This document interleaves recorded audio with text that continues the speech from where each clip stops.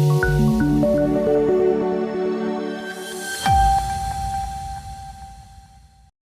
જિલ્લાના કલેક્ટર દ્વારા વૃક્ષારોપણ કરીને એક પેડ માં કે નામ કેમ્પેનનો કરાવ્યો શુભારંભ। ખેડા જિલ્લામાં 15મી ઓગસ્ટ 2024 રાજ્ય કક્ષાની ઉજવણી અંતર્ગત વૃક્ષારોપણ અભિયાન ચલાવવામાં આવી રહ્યું છે, જેના ભાગરૂપે જિલ્લા કલેક્ટર અમિત પ્રકાશ યાદવ વૃક્ષારોપણ કરીને એક પેડ માં કે નામ કેમ્પેનનો શુભારંભ કરાવ્યો હતો। આ પ્રસંગે જિલ્લા વિકાસ અધિકારી એસ.ટી. વસાવા, જિલ્લા પોલીસ અધિકારી રાજેશ ગઢિયા અને જિલ્લા વન સંરક્ષક અભિષેક સામરિયા, જિલ્લા ગ્રામ્ય વિકાસ એજન્સીના નિયામક લલિત પટેલ, પ્રાંત અધિકારીઓ, મામલતદારો સહિત મહેસૂલ અને પંચાયત વિભાગના અધિકારીઓ અને કર્મચારીઓ દ્વારા વૃક્ષારોપણ કરવામાં આવ્યું હતું। અંદાજિત 1000 જેટલા વૃક્ષોનું વાવેતર કરવામાં આવ્યું હતું।